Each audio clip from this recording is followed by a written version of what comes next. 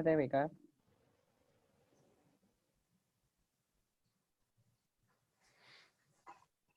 Okay, we're just sharing on Facebook quickly, just to make sure.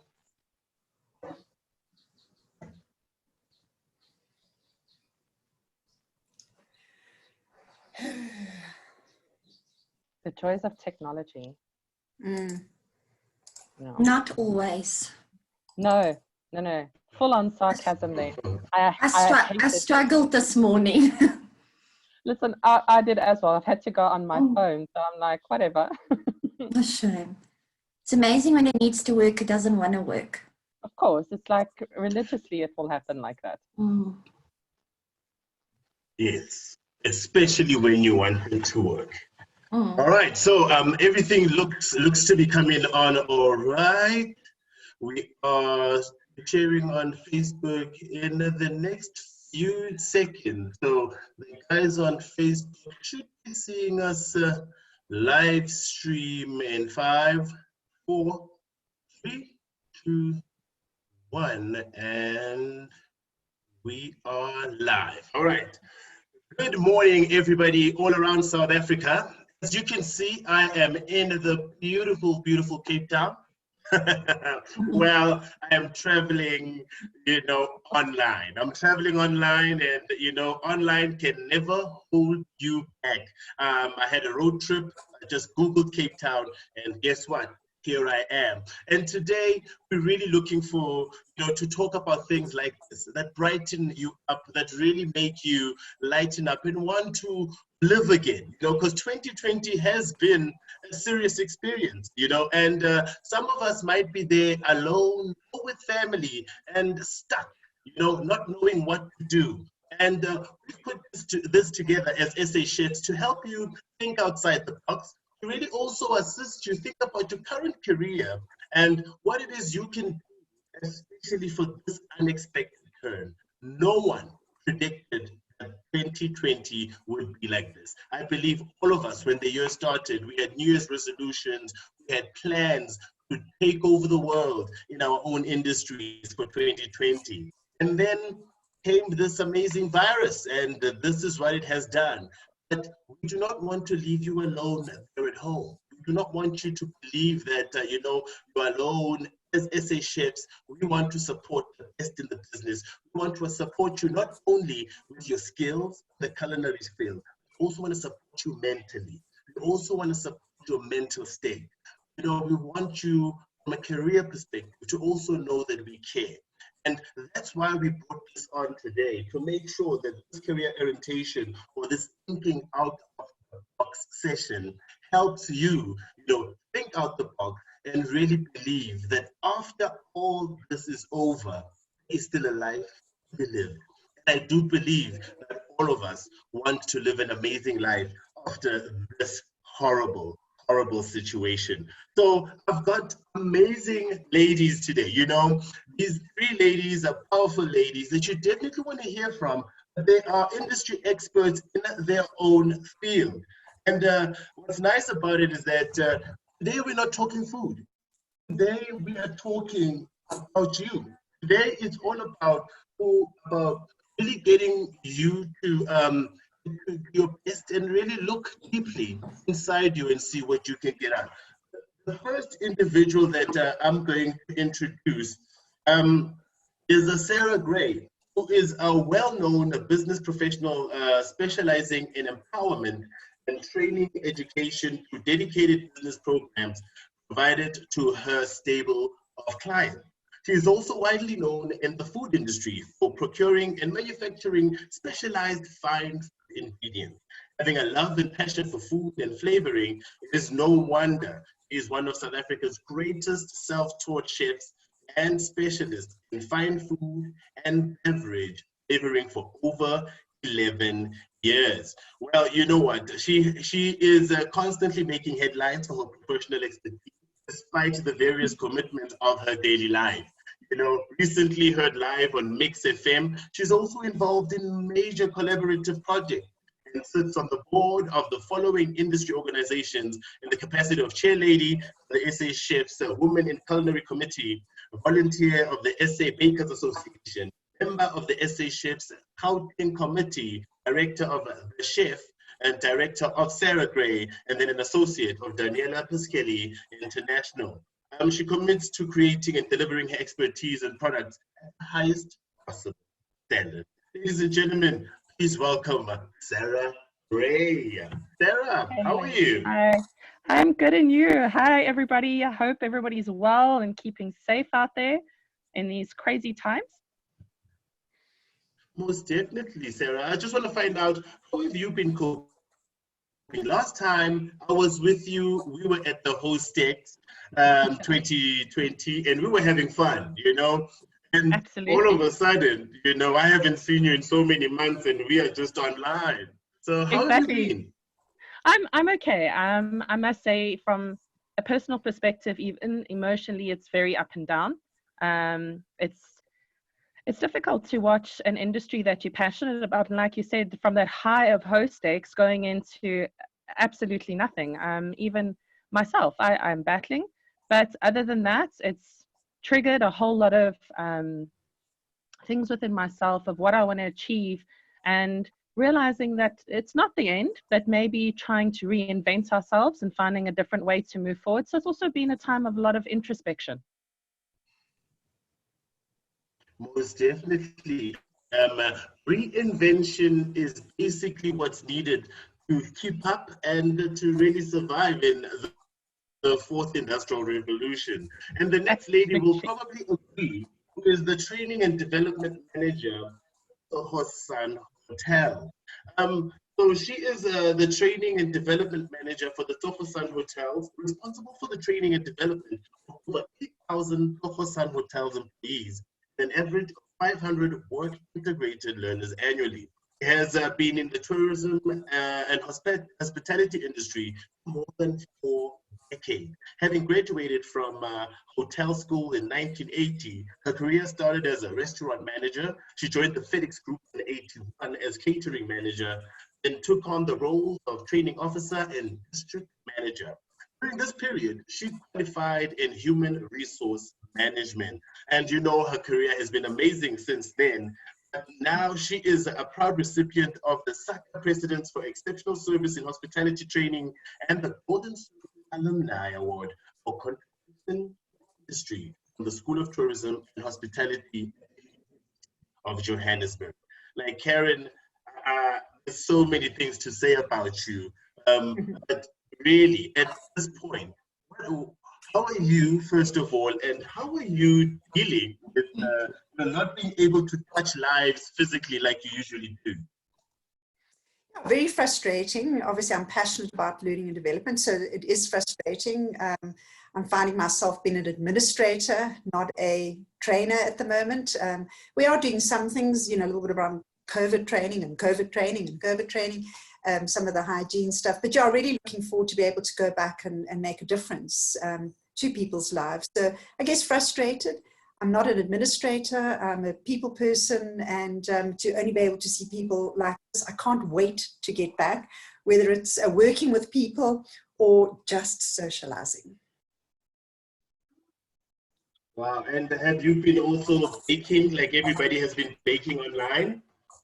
I haven't, although I trained as a chef many years ago. I seriously can't bake, so I stay away from that. But yeah, enjoying you know, my cooking and trying to do some restaurant nights. You know, what would it be that we would order in a restaurant and that kind of thing.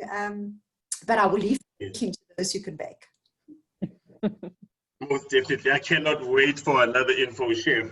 And the next lady is got nearly 30 years of working experience and obtained skills in the following industries: hotel operations with the Southern Sun and the West Cliff, recruitment with Kelly, staff, leaders personnel, and specialized hotel personnel, corporate advotech as a trainer for recruitment consultants, and most recently in education. She has held both operational and management roles within all the above industries, and other roles include administration, sales, HR function, and training. Last 5 years in her career was in education, 3 years as an educator in the high school, and 2 years in general management of the school. The subject she taught was Afrikaans, MS, Art and Culture, Technology, LO, and Business Studies. Recruitment experience gained in hospitality, travel and tourism, corporate engineering, and education. She's got many achievements throughout her career. For the recent ones I could mention, like promoted to general manager of the private independent school within 2 years of employment, top CSI scores for 2007, 2008, 2009, and 2010. There to speak to us about, different, career choices and really what you can do to be hireable after, coronavirus. Please help me welcome Adri Williams. Adri, how are you? Hi, Lebo. Good morning. I think I'm a perfect example of reinventing yourself, as you can see with my many different career choices. Karen's actually one of my motivators and was my facilitator nearly 30 years ago. But yes, it's been very difficult. My industry obviously has come to a total shutdown. There's no recruitment taking place at the moment. So yes, I have been baking, cooking, cleaning, spending time with my children. I've been very fortunate that they do online schooling, so that has helped a little bit. But I think I've taken the time to sort of learn new skills because I think the recruitment industry is going to change. Yeah. I've been looking at a lot of webinars on how we're going to use technology, how we're going to recruit and keep our candidates and our clients safe at the same time. Oh, definitely. And I agree with you. Some industries have definitely come to a halt. And if you are used to working in a very busy hotel, you must be very frustrated sitting at home, not being able to do that because that is not happening at this current level. So from your side, Audrey, I just want to find out, what would you say right now if we begin with the discussion? Because, we've got a lot of people listening in from Facebook right now, and especially young chefs sitting at home asking themselves, did I really choose the right industry? Is this really the right career path, especially now that they're sitting at home and waiting for level 1? What would you say to motivate chefs post COVID-19 and now? Well, first of all, I'll say get out of bed, stop watching movies and looking at TikTok. But yes, no, you've definitely have chosen the right career. The hospitality industry and especially with chefs is in any time of the world is heroes. They are there during war, they are there during good times, they are there during bad times, and as human beings, we all need to eat. So no, I think you have definitely chosen the right career. Continue with it because there's always going to be a need for really, really good food. And most of us don't know how to cook, so we rely on the chefs. Most definitely. Thank you so much, Adri.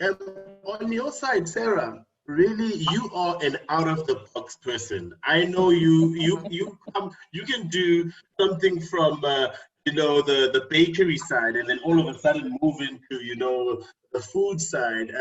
From your side, what is out-of-the-box thinking in these times? What is out-of-the-box thinking? Well, Lebs, you know what? You've hit it spot on. I am a very much an out-of-the-box thinker, and anything that's weird and wonderful, I'll be there. But if you're looking specifically as chefs, I'm going to piggyback off what Audrey said, it's exactly that, is that you get out of bed, sit up and think, what else can you do? If you're looking at being a chef, these skills are used not only in a restaurant or in a hot kitchen or a bakery. If you're looking at my side of the industry in terms of ingredient development, they use developmental chefs from a flavor and ingredients perspective. There are positions available for chefs to be able to do in-house testing, because as a food technologist, we can put the products together, but we don't necessarily know how to test them. So it's expanding your horizons and thinking of different industries where you may be useful. So you might not have to wait until level 1. There are other opportunities. It's applying that thinking and thinking, what is my skill? My skill is creative. We are creative people, and trying to look into different avenues. That's what's triggering that out of the box thinking, is that we shouldn't have a box right now. There is no box. Most definitely. You have to start looking at ways where you can apply yourself. And I definitely do believe if you're passionate about something, you do see when you are positive minded, Karen, this would be maybe for your side, Karen. If you're positive and you really start to look at things from a perspective of a glass half full, you really get motivated for what the industry is going to look like going forward.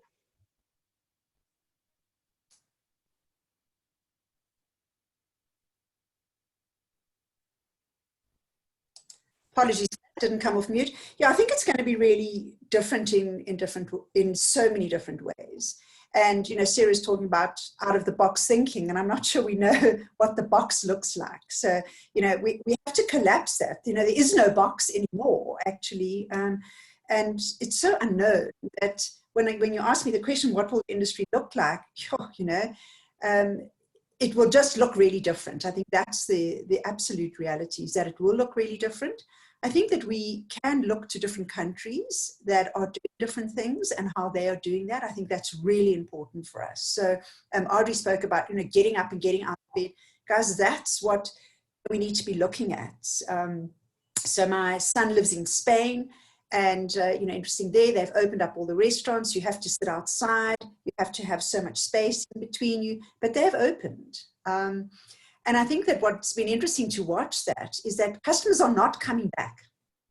So that's a reality that one would have thought, and we would probably all say, oh, the day the restaurants are open, we're going to be there. Well, that's not happening.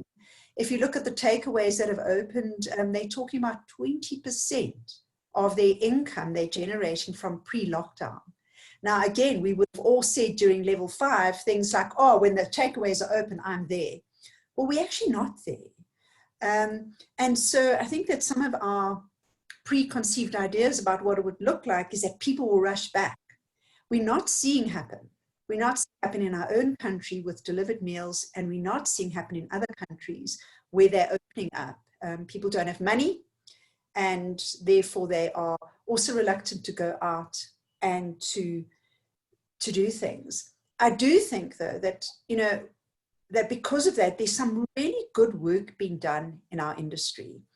I know that the Tourism Business Council of South Africa has done excellent work about what could this look like.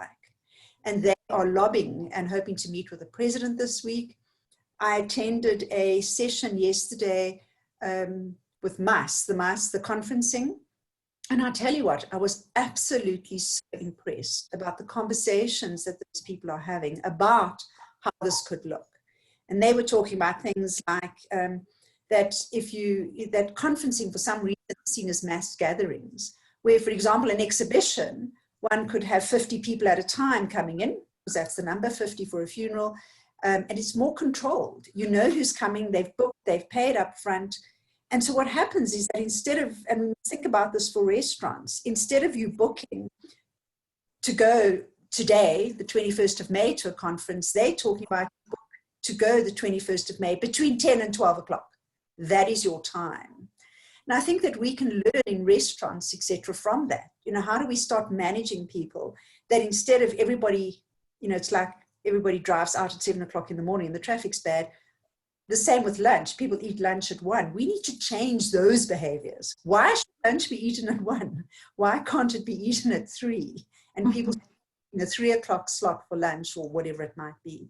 So there's so much that is out there in terms of learning that I really encourage everybody on this call to broaden your horizons, as Adri said as well, and start looking at what is the conference discussion that people are having.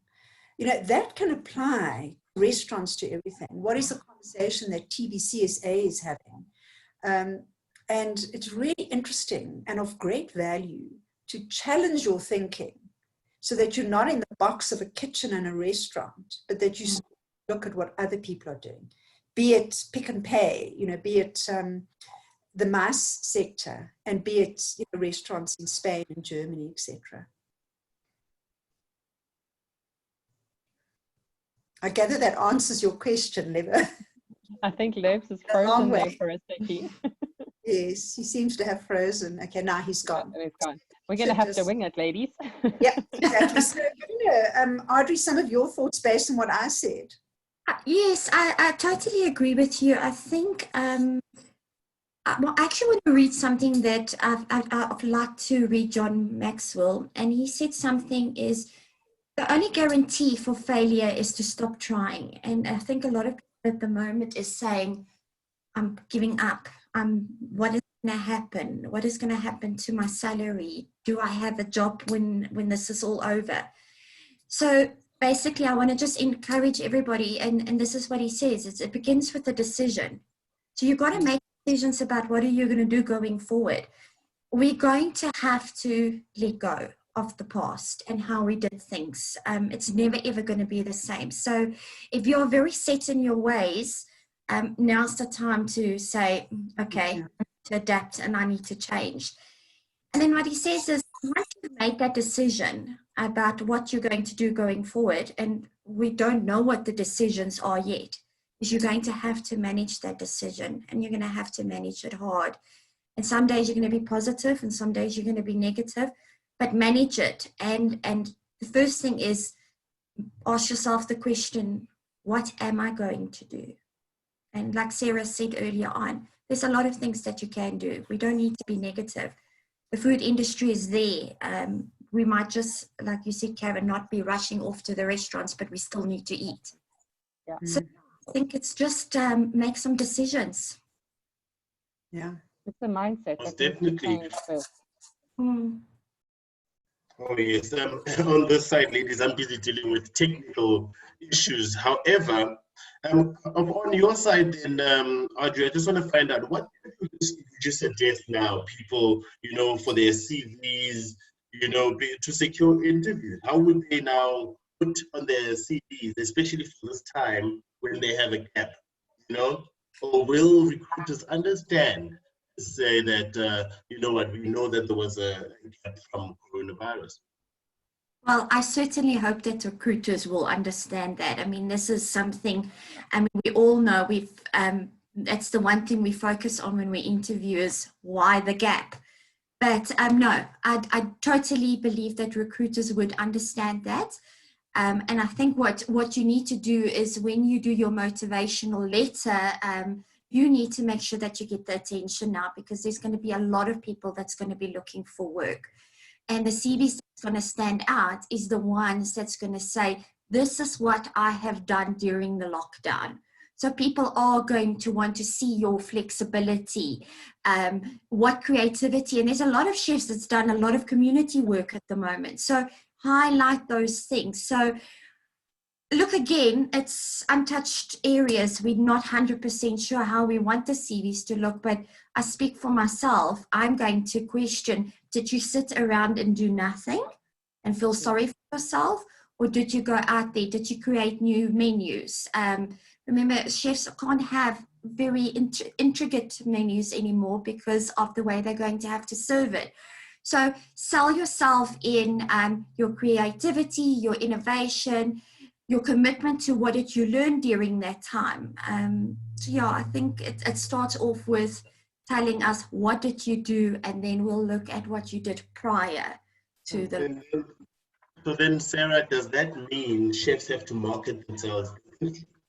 Absolutely. I'm working on a project at the moment, because chefs, as a chef, you are a brand, and it's how are you building your brand? And there's many ways to build yourself differently. And it's exactly what Adri says, is what did you do during this period? Are you coming up with new menus? Be innovative when applying for a job at this point in time, because every single company is in the same position. If I look at it just from an ingredient perspective, if I was hiring somebody, I want you to come to me with a solution. So do your homework about the company, digitize yourself. It doesn't necessarily need to be in the original format of a CV. So what we're doing is we're helping chefs create like a one-page website, put your portfolio on there, find a different way of presenting yourself. That it's exactly that, be innovative. So for me, from a company perspective, I look at it and I go, I have to change my strategy. So somebody that I'm going to employ is, what can you do to help me get back on track? So come to it from a place of offering a solution rather than looking at it as a problem and I just need a job. And I think that will give you a competitive edge.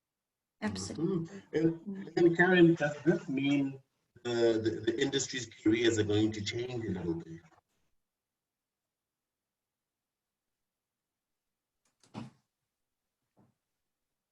Oh, you're still on mute.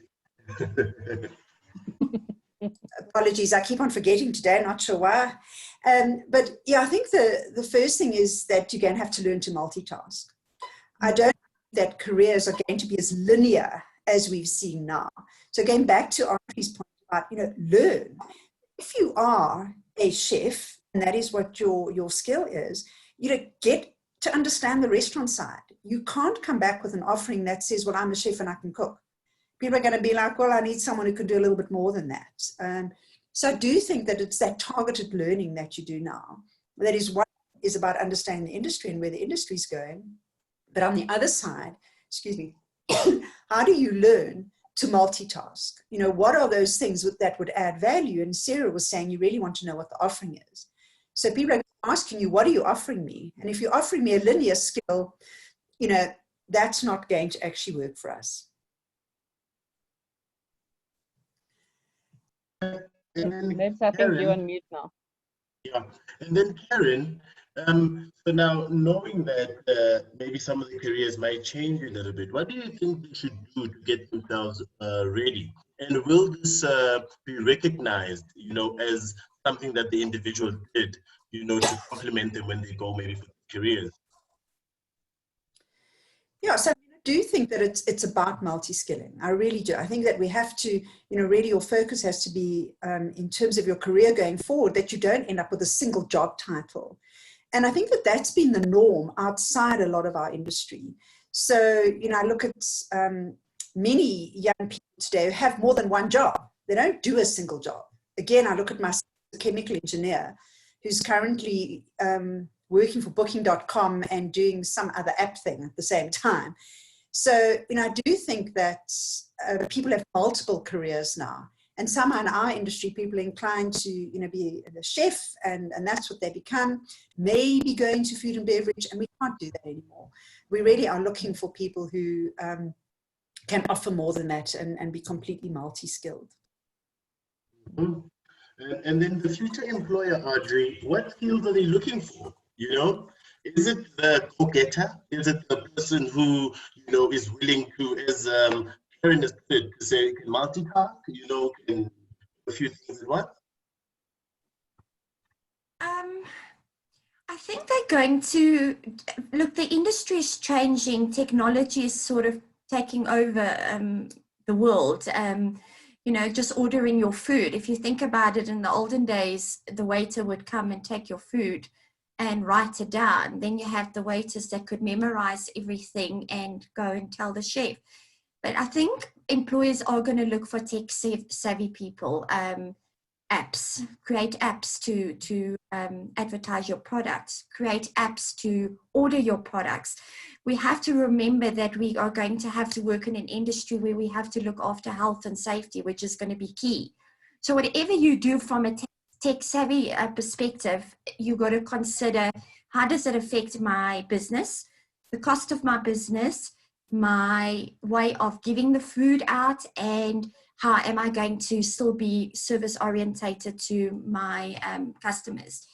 And then I would say definitely people are going to look for somebody who's adaptable and flexible, because we don't know what the future is. Today they say, and we see it in our own everyday regulations, today we can do this and tomorrow we can't do this. So if you're not somebody who's open-minded and is going to be prepared to tackle the day and see how it goes and learn from it, then you are going to struggle. So I would say definitely be adaptable, be flexible, and as Sarah said earlier on, and Karen said, there is no box anymore. You need to sit down and learn what other people are doing. There's nothing wrong in watching the world and seeing the countries that's opened up before us, what are they doing, so that we can implement it and make it better. So that would be one of the skills. And then just commitment to learning. We are going to do a lot of learning. What skills can they practice at home right now, so that when they come to interviews, it's thick in nature? Because I'm sure when you guys interview, you don't want to see somebody that's prepared a script, just to say the right things. You know, what are the skills that they can now try put to action, you know, at home, so that they practice it. By the time they are called for interviews, they've ironed out any of the creases. Yeah. I think, first of all, interviews are going to be different because it won't be one-on-one. So get out there, learn how to open Zoom and learn how to open WhatsApp and what's the other one? I can't even remember now. Our old one that we used to use. Skype. Learn how to use Skype. You know, I want to tell you a funny story, but I had to interview a restaurant manager a couple of months ago, and it was, we sort of already went the technology route to make things a little bit faster for our clients, and I did a Skype interview with her. She wasn't dressed for the interview. She was sitting on her couch. She had a can of Coke in her one hand and a cigarette in her other hand.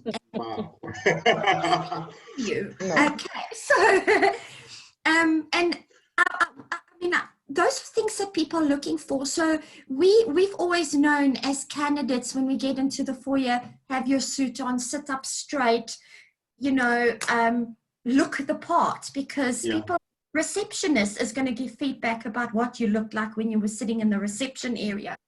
So learn how to prepare the interview. Look, you're a chef, you've got the skills. You've just got to now be smarter than the person that is going to come after you or before you. So Adri, if I may interject there, are you saying we all have the same skills as chefs? For example, we've gone to the same school, but now what have you added on to those skills that makes you stand out? Yes, absolutely. And clients is not going to want to hear the same old. Okay, so be natural, but you know, we also are something that I don't sit there and say that I know what I'm going to be doing, because you don't know. None of us know what's in the future, but this is what I would do should I have the opportunity, and then show them what your plans are. So I would be a bit concerned if somebody comes in and tells me this is, you know, I'm going to do it. It's nobody knows. And people are going to trust people who's honest, and they can see that person is willing to work with my business in the way I want to have things done, than somebody who's going to come and tell me how to do it. So that would be one. I mean, I can go on and on and on, but I think just prepare, look the part, and be honest, and use the skills that you have and make them better when you speak to the interviewer. Awesome. Thank you so much. I think what Adri has shared right now, guys, is so pertinent that you guys need to really, really, even on the recording, repeat it again, just so that you start practicing these things and you start internalizing the interview process. It might just be online now. You might not be walking into any office. So as she said, get used to Zoom, get used to these technological stuff. You don't want to be your first Zoom call and it is the interview and you mess it up. First impressions last, whether physically or it's right here on the internet. So you have to make sure that you get yourself used to these things. Don't say, I've heard a lot of people say this, Karen, I'm not an internet person, I'm not a technological person. And that doesn't serve them, Karen, to not want to learn these things. I mean, I just don't think that we can limit ourselves at all now. You know, we have to be able to do this. And we can't give excuses. You know, there is time now. You need to make sure that you're in 2020, which is a different year to what any of us expected, but it is different. And I just think that we, as Adri said, you know, get up, get out of bed and use your time productively. So much that what is interesting for me is that people are giving so much at the moment. Yeah. So myself, I mean, eventually I've stopped going on a lot of learning webinars because it's overwhelming. You know, so there's so much for free out there that people are offering, and that they're saying, you know, come and learn. And I think that it's about that multi-skilling. If I've got a restaurant right now, I would want to be learning something like desktop publishing for my menus. You know, as a chef, do my own menus, prepare them myself, that I can show the guests what the menu looks like and not have to print. So those are things that we need to be looking at. I mean, one of the questions I'm asking myself as a training manager is, going forward, how do we deliver training at zero cost? Yeah. You know, so that actually what you're doing is that your salaries are your cost, and that you don't actually then have something that becomes an additional cost. So, you know, you need to be looking at things like that. How can you skill yourself, and especially if you own a restaurant, so that you don't have to use some of these outside providers, that you can do the stuff for yourself, and that you become multi-skilled in whatever it might be. Karen, how can someone that's sitting now at home, probably confused on what their journey is? And you know the saying where they say, if the captain of the ship does not have a destination, anyway is a destination. How can we help them probably with tips that you probably use in your classes, you know, on how to set goals? You know, how can they, what do you have on goal setting, so that maybe they can start with that as a new skill and then move on to the next? Yes, I think goals at the moment are quite hard because it's quite unknown. Okay, but I think that one of the things to understand is, you know, what is the current reality? What actually is real? You know, what are we going to take forward and what aren't we? Okay. So for myself, as example, as I was saying, as a training manager, what's currently real for me is that I have salaries and wages that I want to keep. What's real for me is I'm not sure what my discretionary spend is going to be. Okay, that's what's real. Okay. So I need to work with that. So I think we have to understand what's currently real. I think we have to understand what's going to be real going forward. And how do we work within that, and then start sort of moving ourselves forward to plan a future. So I think that current reality, what we know, what will change, what is real is important, but you need to be networking with people. I was absolutely delighted when one of the Sokosan exec chefs contacted me and said, have I got contact details for all the exec chefs? Because he wants to put a group together to start having conversations. And I think that's what's important right now, is to reach out to other people. It's very lonely. I think we are lonely. As Sarah, you mentioned that, you know, it's hard, it's emotional, down. So reach out to people, start having those conversations, start challenging each other's thinking. And I think very often people think that, for example, other chefs are their competition. You know, this is about building the industry. It's not about building only your business. And unless we build the industry back, it won't matter, you know, your career, your skills, and your business. This is about the industry and how do we work together. So I think it's important to reach out to other people and start having conversations, and don't try and do this on your own. So definitely getting it done together is how we're trying to do it in this industry. And you're right, Karen, don't try and be a hero to do it on your own. Reach out. And Sarah, you really talk about network mining, you know? So how can you do it right now sitting at home? How would you suggest they start maybe reaching out to people, you know? Because obviously some people might feel offended that you're just sending me a message, I don't know you. How would you suggest they go about trying to reach out to bigger chefs who have been in the business for a while? Well, look, from our side, we've started a lot of live Facebook feeds to communicate, to reach out to people that maybe we don't have contact details for. But it's exactly what Karen is saying, is that we are not in competition with each other.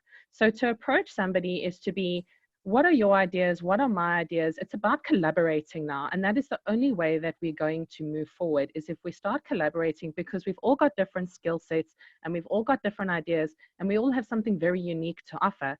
So for me, it's been about talking to different people that I network with and having those people pass the same message on. And then, I mean, like having a group of exec chefs just talking to each other is great, because maybe in the past it has been a little bit of a competitive side. We all have a bit of a competitive side, but I think that's finished now, and we can only rebuild this is by doing it together. And it's exactly that, is look into your network of people that you have, and those people know people, and then the only way we can get the network going is to communicate with each other. That, I believe, is how we move forward, and coming up with different ideas and not having it's my idea. It's let's put the ideas together and see how we can move forward and make this idea work for everybody. Yep. Working as one. And then you also talk about creating new food trends. Everybody is busy becoming a chef, you know. Everybody's buying ingredients. I think there was a time there was no more flour, you know, in the shops because everybody was baking. So what's creating trends all about? And what will it help the individual with creating these trends and really showing the world what they can do? Well, look, it's about being a trendsetter. A trend is ideally started by a person. So what has everybody got access to? What is your unique skill level? And so it's like exactly like you say, everybody's got a starter, they've named their starter, and there's a sourdough happening. But let's take the sourdough a little bit further. It's a, what can I do to make that different? That is what starting a trend is. So for me, I've got a whole range of 49 flavors. Why can't I flavor my sourdough and have a new range of sourdough starting? So use the skill. If you've got a baking skill or cooking skill, is elaborate on that skill and be innovative. So even if it's going and looking what the global trends are, you'll be able to take that trend and make it unique to yourself. It doesn't necessarily have to be something brand spanking new, but it's taking it, making it your own, and then putting it forward. And that's exactly what we mean by going digital. So the idea of branding yourself digitally on your own website, come up with your own brand. There's no reason why you can't do that. And that's how you market yourself. Put it on your feed. Have a little online live session on Facebook. Get people involved. Get reaction from people. Also get input. What do people want to see? And the only way you can do that is through your network and asking questions. So Sarah, we've got people watching from West Africa or from Liberia. Richard, hello. So just looking at some of the comments, guys, from Facebook, we've got Iggy Dlamini saying morning from South Africa in the Free State. Clarence, and I love Clarence, especially at this time. And then we've got Blessing, who's also from Johannesburg, and then Luan Bisa, who's watching from South Africa.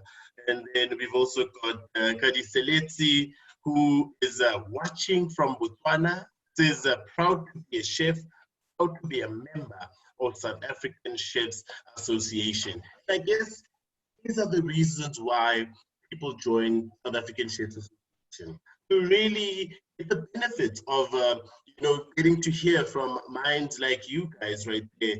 But going back into the topic, thinking outside the box, how do we make sure that people that are lonely probably get to be able to communicate with the larger group? How do we make sure that people that are maybe sitting there at home, Sarah, get to be able to participate in these things?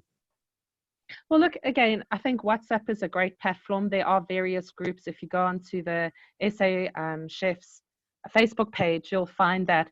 And also, if you post a comment, somebody will see it. Sorry, not somebody, somewhere. Post a comment, reach out to people.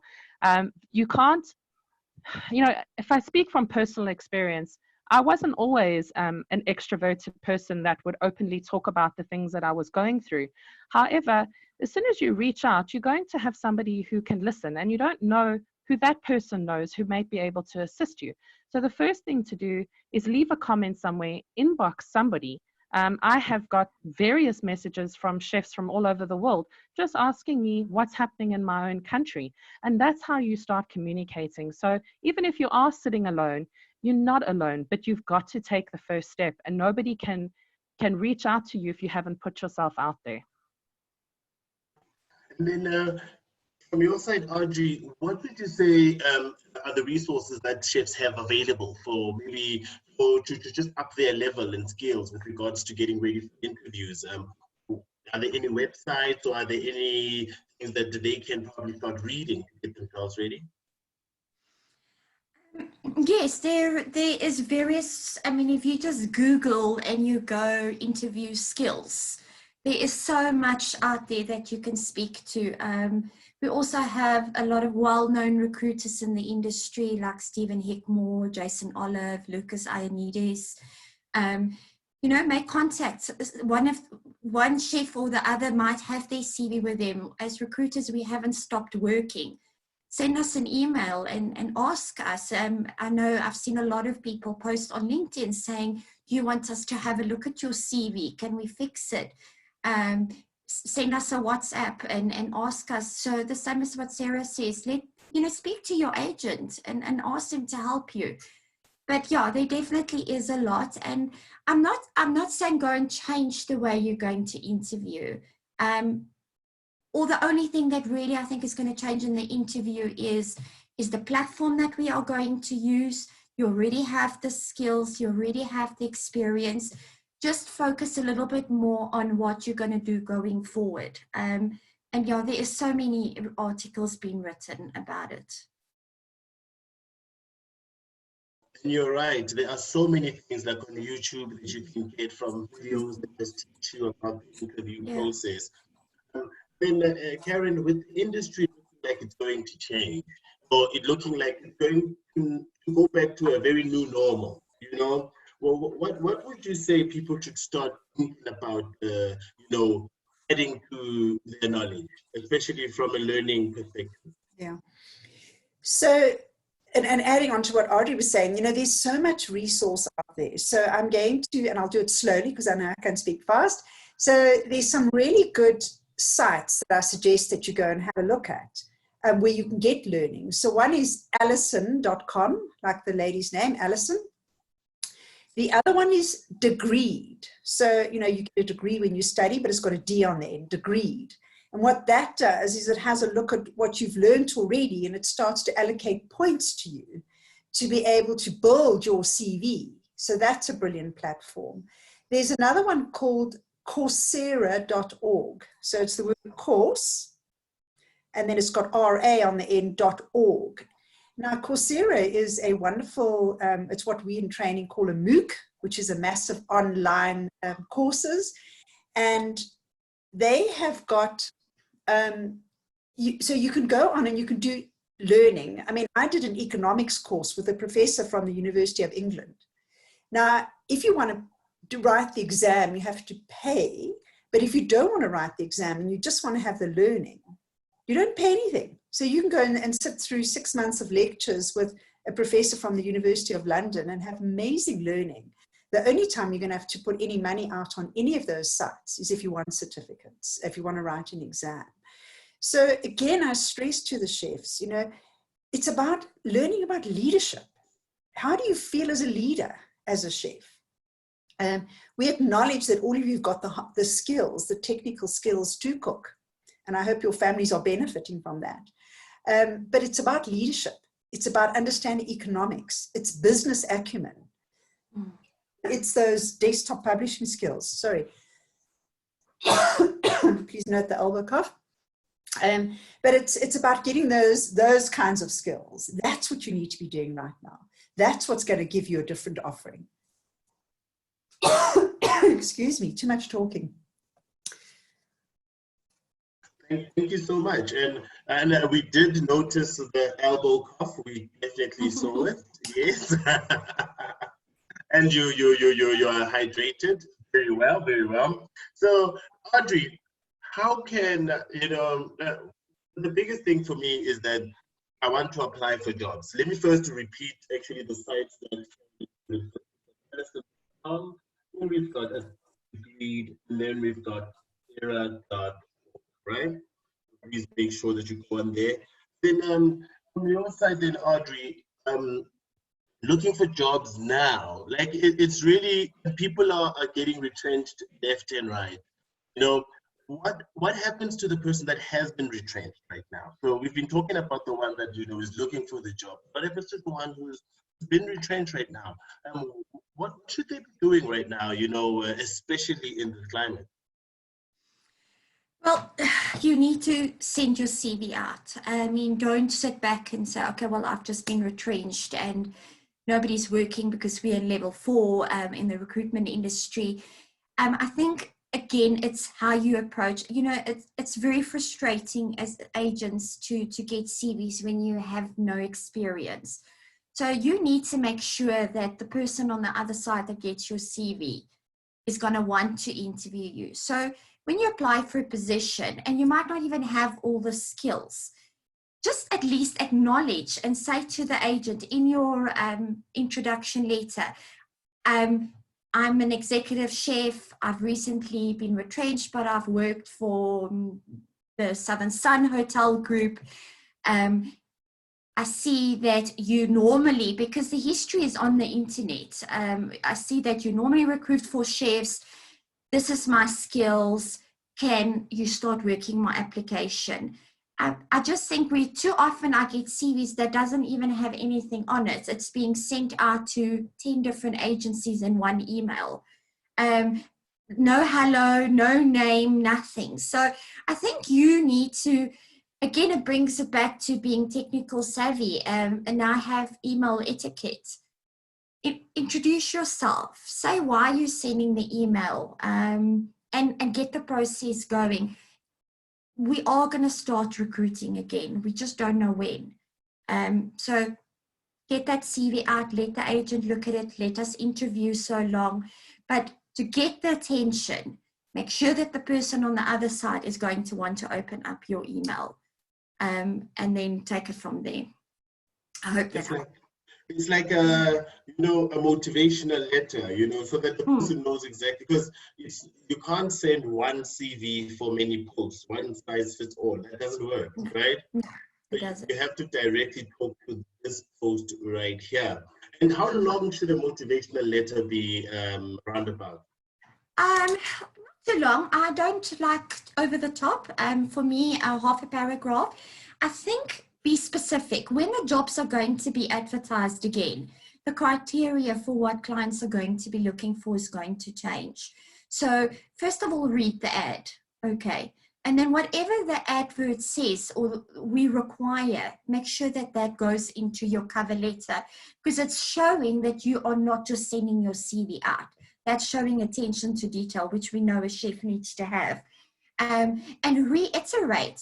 For example, I see that you're looking for an executive chef with 10 years working experience in a 5-star environment.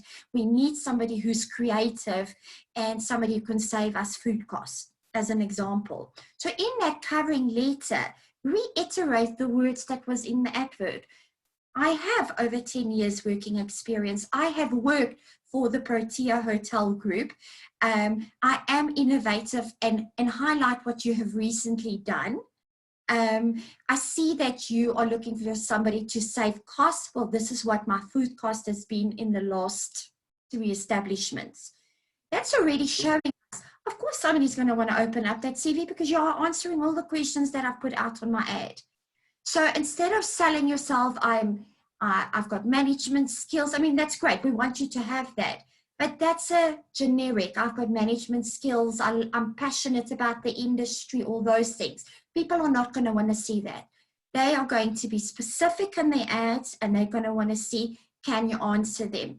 And then there's going to be a few areas where you might not have the exposure. Then say, look, I haven't done food costs before, but I have attended a course recently. Give me the opportunity and show me, I'll show you how to do food costing. So read the ads and be specific. Very important to make sure that you answer what the ad has asked for. Yeah. Speak to the ad and not just one size fits all. You sometimes see people with this much paper of CVs, looking to go shop by shop, restaurant by restaurant, but then you don't know exactly what you need to give this particular client. So it means now, when you do a CV, it's all about tailor-making it to suit the needs of that employer. Which is going to change. Yeah. Yes, because that employer knows what they are looking for. Yes, they are looking for a chef in a certain position. However, maybe you've got additional what you call duties that might not have been the same in another one. You have to articulate those two in your CV. And then now there are these very fancy CVs, Adri, like one page, you just see like that. Is that the style that people should be going for right now? I actually asked this question on LinkedIn a couple of weeks ago because I was trying to reinvent the way I do CVs, and recruiters out there will understand the frustration we have to sit and capture CVs over and over. I personally like the one-pager because you can put as much information as you want onto a CV. It doesn't mean it's true. Do you know what I mean? You're going to identify that during the interview. So there's a lot of debate. There's agency who sits and recaptures the CV and basically assists the candidate to show the skills that is required. But I think the new norm is going to be is also how well you sell yourself on the CV. So I think a one-pager could be a nice start. If it highlights all the things that I, again, want to see from the ad, I will make contact with you and then have a telephonic discussion first. And then depending on the client, we've probably adapted. Some clients want detailed CVs. Some clients I have don't even want CVs. You know, so it's a difficult one, but the CVs out there today, I think is much nicer to read than the old-fashioned 10 pages. I don't know who gets CVs. Karen, do you get CVs for the training department? Yeah, for the training, yeah, everybody wants to be the trainer. And what do you prefer? Well, to be honest, I'm not looking because we're not recruiting. But if you did? Yeah, I think the shorter, the better. You know, I would, you know, with the cover page, because I think that is important. And what I don't do is get a separate cover page and CV. So if you're for that job, the cover page should be relevant, which means your CV is relevant to the job. So I'm going to get pages, I'll be happy. But as one document, nothing's more irritating than getting 2 documents or absolutely documents. I'm sure you get that as well. So, you know, if you're going to send something out, collapse it into one document that's relevant, as you say, to the position. Sarah, in your CVs, if you got any, what would you like to see? So for me as well, I can go into your work experience, but that cover letter is important. I look for highlighted skills, so keywords. Does it match up to the ad that I have put out? And your skill level, and also maybe exactly what you're saying, having additional skills. Don't forget to put that on there because they might utilize you in more than one place. And what people don't understand is that your CV is your introduction and how important that is. They haven't met you face to face. So it's how well do you sell yourself and present yourself on a piece of paper or on a website or whatever, however it is that you choose to introduce yourself to me. And the more creative you are, not just from a creativity, but innovative rather is maybe a better word, the more you're going to grab my attention. So it's how did you grab my attention to start with? Because if it's just a mundane, I really just go through the keywords. And if I don't really get caught or I'm not grabbed by it, I'm not going to read it further. Yeah. And then for us as recruiters, I mean, we are being paid for our service and our clients want us to find the specifics. We can't meet any job spec 100%. It's impossible. So you can make our lives a lot easier by just responding according to what our clients' needs are, and then you'll get an interview a lot quicker. Thank you so much on that, Adri. I think that helps quite a lot. Guys, I hope you're listening with regards to your CV. No more, you know, no more pages like this. You know, it's like 2 pages per work experience. And we used to do them. I thought the longer my CV was, man, these guys will be impressed because they will see that this guy has been around. And I was just killing trees. You know, and these days we call it a value proposition letter, that motivational letter. You know, what value do you believe you can bring to this company? You know, what value, what's the benefit of having you there? Yes, you're going to be able to do the job. Fantastic. The other guy was going to be able to do the job too. But what benefit are you going to bring rather than bringing that other guy? You know, and I think that's what you need to think of right now, listening to this. You know, what is it about you that sets you apart? Yes, you can make an amazing casserole, but either than that, while working with you, making the casserole, how is the environment? How is working with you? You know, and I think that's what people look for. You know, how is the person behind the CV? How is the person behind the skills? Rather than just having someone who is a robot. And I've heard a lot of interviews, people say, I'm determined, I pay attention to detail, I'm energetic, and I'm also very passionate. Yeah. And you look at the person and you're like, wow, you can shape them. Where is the passion? Where is the, oh, is it only going to show when I say you're hired? Or is it only going to show when I pay you? Because I need to see the passion at the interview, not after, you know? And some are very good at being masters of the interview. So they're energetic at the interview. They show you the showman or the show lady, and they say the nicest things you want to hear.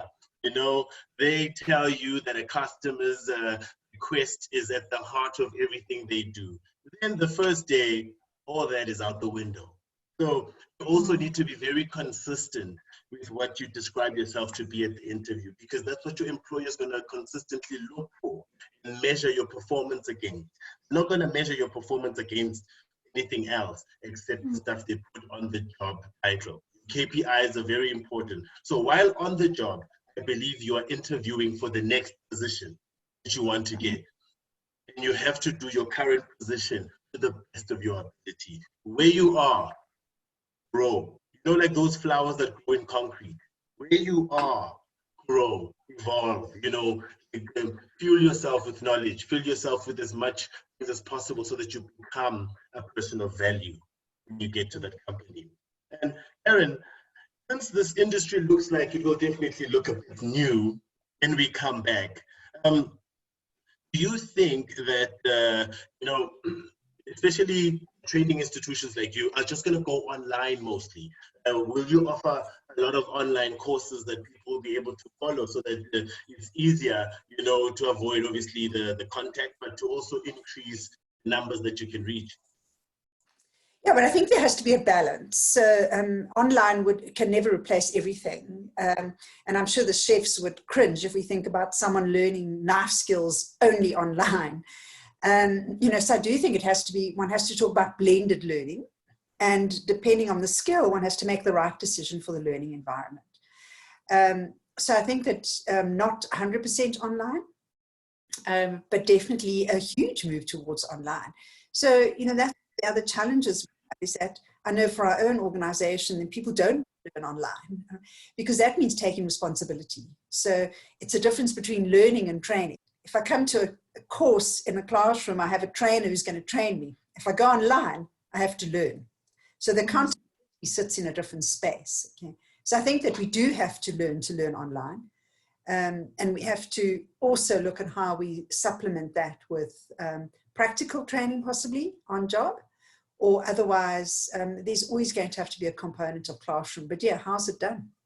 You know, how are people going to learn? Thank you very much, Karen. I see you've already answered Donald, Sarah. Donald had asked, to those who obviously do not know, had asked about the brand building and doing a one-page website.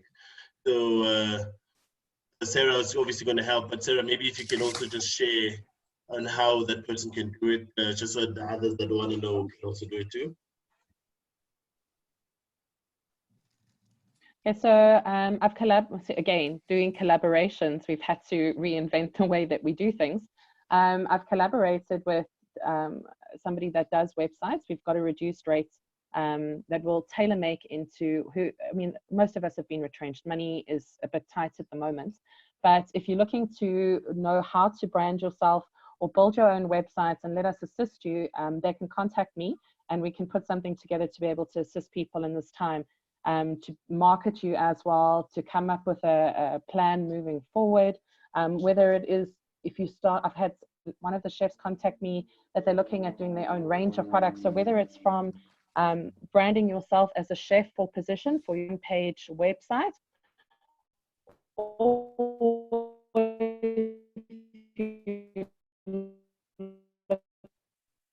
looking for guidance on how to put a product together that needs to go into retail space with two companies that we're going to, on my email, it's sarah@sarahgray.co.za, and then we can start moving forward and looking exactly what they're looking for. You know, I like how you talk about people need to think about their personal purpose. You know, what does it mean to you to think about your personal purpose? Well, look, ideally, everything that we have in life is for purpose. That's why we're alive. Whether your purpose is to be a chef, or your purpose is to be a teacher, or to be a stay-at-home mom, it all starts with purpose. And I think one of the biggest challenges in what is happening at the moment is people forget what their purpose is. And it's so important that you don't lose sight of that. So while you, like we said in the beginning when we started, we all said we started with this great plan for 2020. This is what I want to achieve. That's currently maybe not achievable. However, what is your end goal? You need to identify where you are going to, and now we need to just change direction. This doesn't mean that it's the end of the road. And the most important thing I believe is that people don't lose their sense of purpose, because that's when the depression hits in and it really starts becoming a dangerous area to play in. So identify, number one, what is it that you want? And it doesn't mean that you might never have it. It's maybe we just need to change direction for a while, but stay on the course and stay in touch with your purpose. I like that so much, you know, stay with your purpose. And just from you ladies, let's just maybe get into your guys' personal lives. For you, how do you, Audrey, for yourself, keep yourself motivated? You know, and you can see, Audrey, you like talking to people, you know? How do you feel now? You're indoors, and how do you motivate yourself? Maybe something you could share with others that they can try it too, get themselves, you know, up and running. Look, I'll be very honest with you. In the beginning, it was a little bit difficult because it's not something that I expected. And especially running your own business, yeah, you start January, February, March, and you're having a fantastic year. And I thought, wow, you know, all the hard work is immediately paying off. And then April comes and nothing's happening. But I think what motivates me is that I'm not the only person in this position. The whole world is in exactly the same position. And I mustn't have self-pity. I get up in the mornings and I'm now doing things that I haven't done before. And I'll be honest, I've cleaned out my email box. I've tidied up my home office. I'm doing things with my children that I haven't done before. So I see this as an opportunity that I've actually had a bit of a holiday as well. You know, we work so hard, and especially if you're self-employed, you very seldom get time off. So I just say to myself, I've had an extended holiday, so do all the things that I haven't done before, do them now. Because I think when life does go back to normal, we're going to be extremely busy. And then, yeah, speak to people. I've started phoning family a lot more than what I've done before. I'm spending more time with my parents. So, and then just keep reminding yourself that, you know, there is a purpose. And our purpose is not going to go away. It's going to change. And yeah, we'll just have to wait and see what happens. Just don't give up. You're getting so much love on Facebook right now as you're speaking. I think people needed that message so much. I've got Motwari there also saying good morning from South Africa, and Ndombentle also saying good morning. They're loving the messages. Guys on Facebook or right here on Zoom, send through your question, you know, and if we can answer it, we'll definitely do it here. And if we cannot, we will bring an expert next time and we will sit with them and go through this, because we at SA Chefs Association are here for you. So this is just for you. Make use of it. And let's go to you, Karen. How do you keep yourself motivated? And you're also running a business, so this has also affected you quite a lot, but how do you keep yourself motivated? So I must say that I'm very busy. So I'm very fortunate and very happy to be busy. It might not be work that I want to do, but extremely busy. I'm very fortunate as well in that I play an industry role. So sitting on boards and a UJ board, which means making a contribution in those areas because those things continue. So for me, keeping really busy, I am taking time out, as Audrey says, to make sure that there's friend time, you know, setting up different WhatsApp groups and connecting with friends, making sure I'm exercising every day. I'm very fortunate in that I have worked from home for many years, so it wasn't a big deal to just continue working there. So I think that you know, some of the routines like keeping in contact with friends and healthy are really, really important. I just add on, Sarah spoke so importantly about purpose. I think it's really important that you think about what your purpose is, but think about what your values are. And I think that one of the things that we're going to have to do as a world is reset our values. And I think for many people, what's happened is that over the years, we've acquired values that are not our core values. Okay. And so, you know, we have intrinsic in all of us deep core values about who we are. And I think there's a lot of external pressure that has come over the years that people have acquired values, and we start living by an acquired value. And I think that has created a lot of stress in many of us. I mean, it could be a really simple example just to share, is that your core value could be health, but a lot of young women, maybe even old women like me, would be looking at a lot of these movie stars who are incredibly thin. And so suddenly the health value, that's our core value, gets put aside. We have this perception that we need to look like anorexic models. Core value could be, you know, building wealth, but suddenly money in your pocket becomes an issue because that's what's the right thing to do. So I think it's a reset of the world that goes back to, as Sarah said, absolutely, what are your what is your purpose in life? And that's so key, because I'm very lucky that I found my purpose in my early 20s, and I've, you know, 40 years later, I'm still living it. And that gives a lot of satisfaction. But think about your values. What are your core values? And let us let go of some of these acquired values that stress and a tension between who we really are and who we're trying to be. It's about going back to our real selves. And I think that's what we want to sell out there as well. So we can learn and we can grow. We need to do it authentically. Karen, if I can add on to what you just said, and it's so important, like we said, we're talking about purpose, but behind your purpose, you also need to identify your reasons, because your reasons are it's going to be why you're going to get up to live towards that purpose. And I'll share a little bit. I mean, people might look at us and go, oh, we've got everything together and you guys have got a plan, but you know what? It's not like that every day. I can share 2 weeks ago, I kind of sat there going, I don't know what to do because I've had to reinvent myself so many times and I'm tired. And it's normal and it's okay to feel like that. And I think that's what people need to understand now. I had a permanent position as well as having my job, and I've been laid off. So, you know, it was kind of like looking, this is what it is right now and we can't change it. And it's okay to have that moment, but you can't stay there.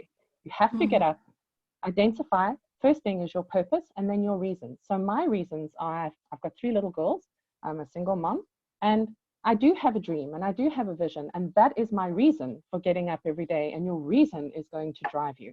And I think it's important that people understand to identify your purpose and then your reasons. And every day, first thing you do is get out of bed and make your bed, because that triggers a whole lot of things that allow us to carry on in your day. And it's a simple thing that we don't realize how important it is to just make your bed, and so your day can progress. And it's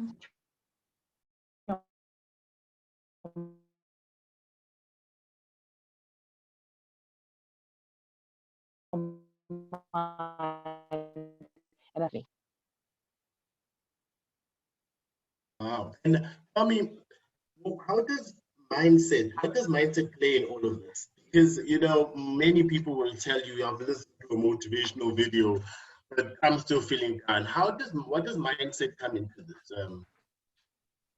Well, your mind is incredibly powerful. We don't realize that it's that whole same thing as if you go to somebody and you say, how many red cars did you see today? Well, I don't know, because I wasn't looking for the red cars. But once you have put that thought in somebody's mind, you're going to be looking for the red cars. And it's the same thing about triggering your thinking. And again, I talk from my own personal experiences. When we focused on all the negativity and all the bad things that are going around us, we find it very difficult to navigate our way through that. But in the morning, it's like, okay, I have a plan for my day. Your purpose is going to drive that even further.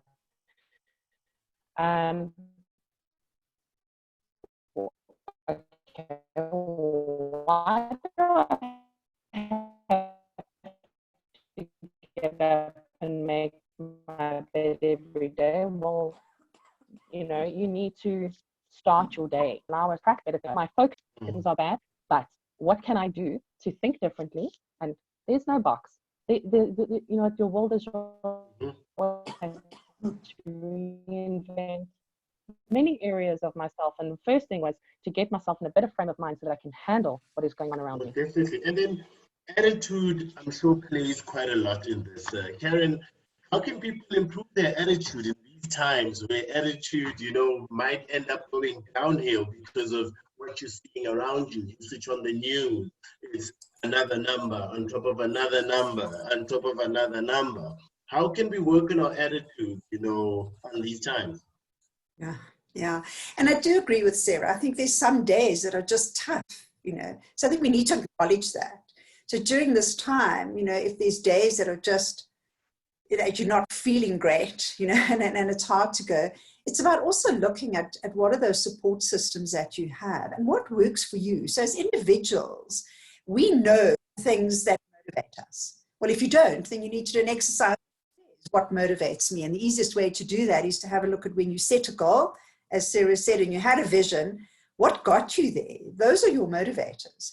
I'm hearing that Sarah's motivators are her 3 girls. That's, you know, part of her motivation. So understanding what motivates yourself is a really, really important thing. And it is different for all of us. So I might share an example. So a big thing for me is a gratitude diary. So I get up every single day and I write a gratitude diary. And right now, I guess a lot of what I'm grateful for is the experiences I've had. I might not have them now. And so you can either feel sorry for yourself of, oh, I have a son in Spain that I've visit every 6 months. Well, clearly that's out. And so do I lament the fact that I can't see him? Or do I reflect on the fact that how grateful I am in that the last 5 years he's been there, that I have seen him twice a year? And I guess that's the difference with attitude, you know. Do we cry about what we haven't got, or do we reflect back on the experiences we have had and be grateful for those? But I think it is different for everybody. And so while I give you an example, I do it hesitantly because you need to understand what motivates you. And you need to use those things right now. And if it's, you know, to go for a run, you know, get yourself up and go for it. If it's to write a gratitude diary or to phone a friend or whatever it is. And I can't stress enough that I think that what has been amazing right now is that people are reaching out. So, you know, reach out to people, your colleagues, your friends, and make sure you have the support systems, because I think it is hard at the moment. I think we've underestimated probably in our lives how much people mean to us and what we learn from people and how much we fill our cups from other people. So do reach out, whether it's to get a friend to just get your head around something different, your boss, you know, phoning your manager and just checking in with them. You know, maybe they're checking in with you, but have you checked in with them? So, you know, we know that giving also is a part of receiving, that when we fill someone else's cup, our own cup is filled as well. So, you know, going back to what Sarah said, is about purpose, reason, values, and then knowing yourself, you know, what are those motivators? So what are the things that keep you going? Whilst acknowledging that, yeah, some days are actually just going to be, not sure if I'm allowed to swear, but crap. Some days will definitely be like that. You're right, Karen. Some days will definitely not be right. But that's when you have to be as strong as possible, you know, mentally, and just keep yourself strong. And I think it is a role, having your purpose. But I think something that a motivator once said, or a speaker, Earl Nightingale, he said, happiness is an inside job, meaning we have to begin from the inside out. We have to work with ourselves internally first, you know, as to who we are, you know, and then can we portray it outside, rather start from outside and then think that we're going to, you know, motivate ourselves. I like what you said, that we've adopted so many values because most of us are working from the outside in. We're trying to impress the outside world, forgetting on who's inside. And if we start from the inside out, what happens is that we build a stronger individual that goes out in the world and, you know, gives the world what it needs. And I think a lot of people on Facebook are actually talking about, you know, Are there any resources like coaches that are available, maybe from the inside forum, or inside where there's availability, where people can talk to people when they need direction in their life? Well, from my side, I do personal coaching and that as well, with things that have worked. It's one of my passions, is to be able to assist other people and sharing the knowledge. So there are plenty of platforms out there. You've just got to find the platform that works for you. So again, I offer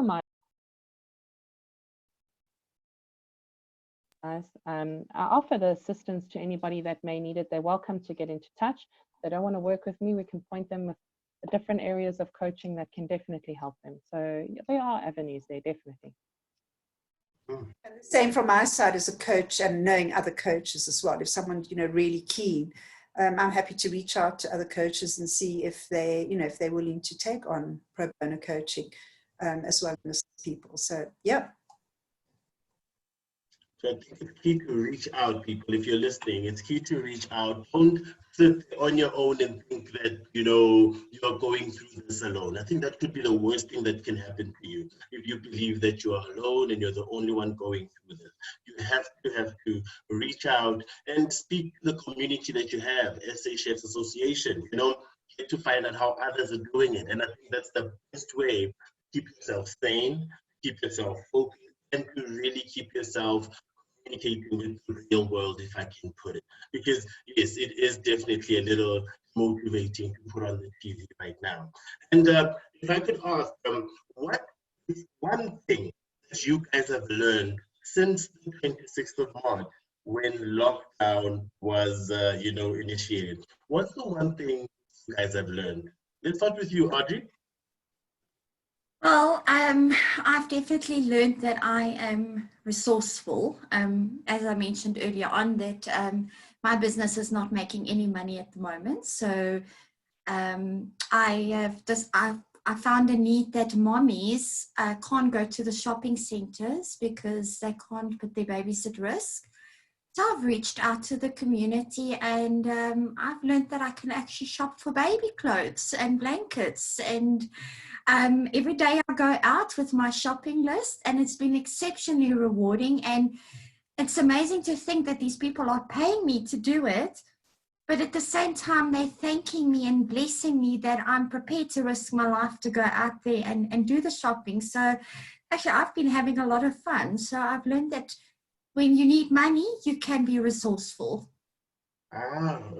Being resourceful is one of the biggest skills that an individual needs, yeah? And that just shows that now you've changed your value, and you're now valuable to the mothers who need, stuff for the kids. And it doesn't mean you have changed as a human being. You've just chosen to repurpose yourself. Because, I think they say that the person with the most flexible personality controls the system. And if the more flexible you become in your skills and your ability to adapt, I think that really creates a better world for you. From your side, Karen, what do you think you've learned since the beginning of lockdown? So on the lighter side, I think I've learned that I don't need to drink as much wine as I clearly did before. So that's been a big learning. So yeah, I think that resourceful is absolutely key. Resourceful in keeping yourself motivated, resourceful in getting up every day and getting on with it. So I do think resourceful is absolutely there. And one thing I've learned, and I hope that it happens for other people, is I've learned that actually I like myself. I do live with my husband and his son. And but there's been a lot of time that we're with ourselves at the moment. You don't like yourself, you've got a big problem. So I think one of the things I've learned is that, I actually do like myself. And I think that that's a good thing for us to learn. I think that helps us to build confidence. It helps us to face the world as we're going to go out there in the future. So about being resourceful and about giving yourself a break and just saying, hey, I'm okay. I think that's really important, and looking forward to thriving going forward. And all the potential that's available out there for us. I think it's looking forward to the future with positivity. Sorry, looking forward to the future with? positivity. With positivity. But I guess, you know, back to my theme, sort of looking forward to the future with me. You know? Yeah. Yeah, I think that that's important, that we really look at ourselves and, you know, this is what we've got, it's who we are, and what are we taking forward, and looking at the opportunities that can arise out of that.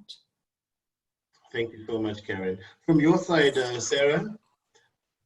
Well, for me, definitely has been, you know, the things that are set in motion are not always going to work out the way that we plan, and that it's okay. That whatever happening around you, it's okay. Have your moments, be down in that moment, but don't stay there. It's, you know, there's things that we can't fight against, and the only person that we're making unhappy is ourselves by trying to go up against things that we have absolutely no control over. And I think that's one of the biggest things was for me was, again, just about a bit of introspection again, and finding a new way to move forward, and just knowing that whatever's happening around me, I'm okay. Mm-hmm.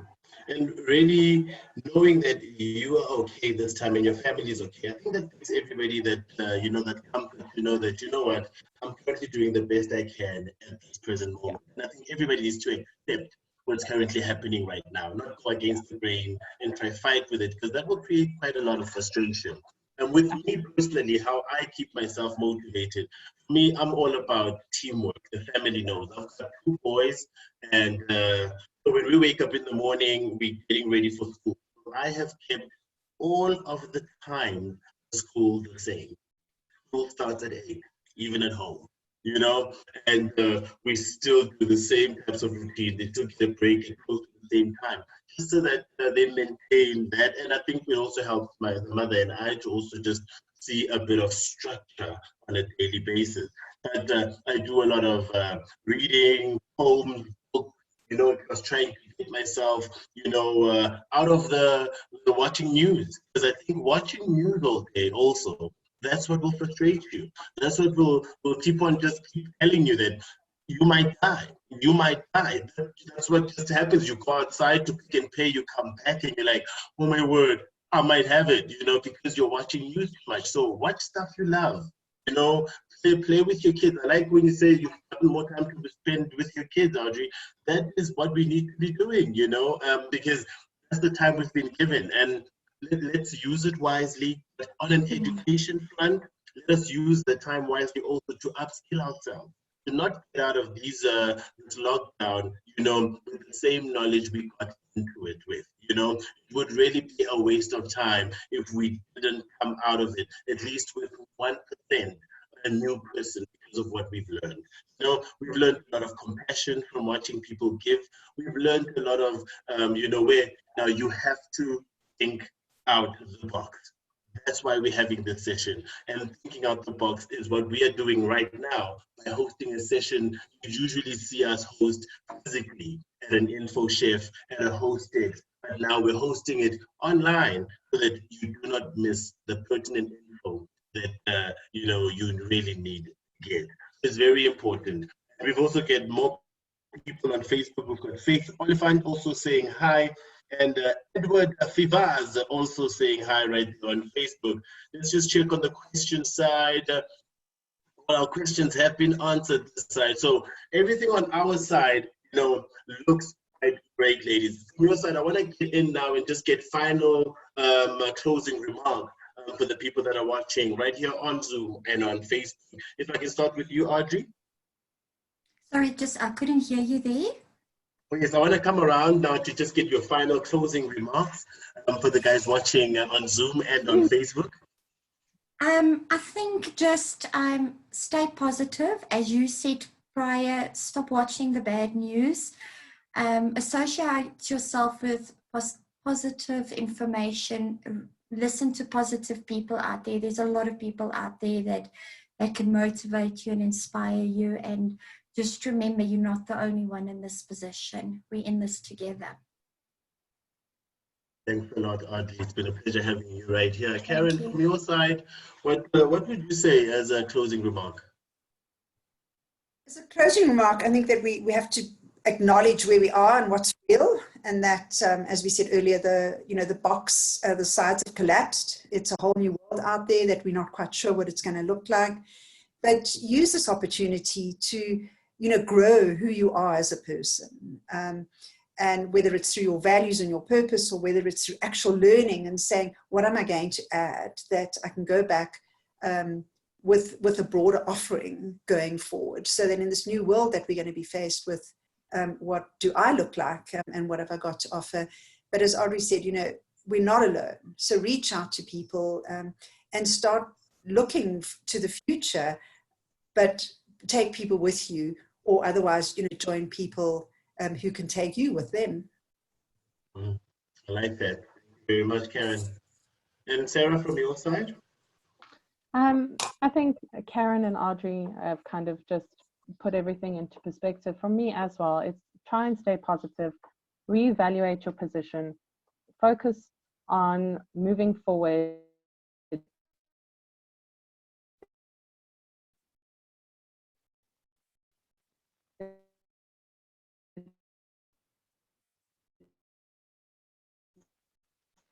Not if you have a bad day, it's okay to have a bad day.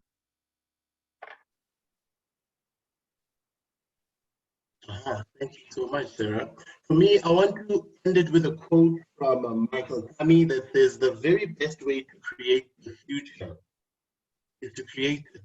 And I think we all have it in our hands to really create the future that we want for you, for your family. It's definitely up to you. But it only starts when you wake up in the morning, as Adri said.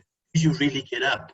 Do you really get up? It starts with the mind. You wake up fully ready to take over the day and to say, today I'm going to apply myself, the best of my ability to, look for a job if it's a job that I'm looking for, think of new ideas if I need to probably create new trends, or maybe look for new people who can uplift me, who can work with me, as Karen also alluded to. It's very, very important, guys.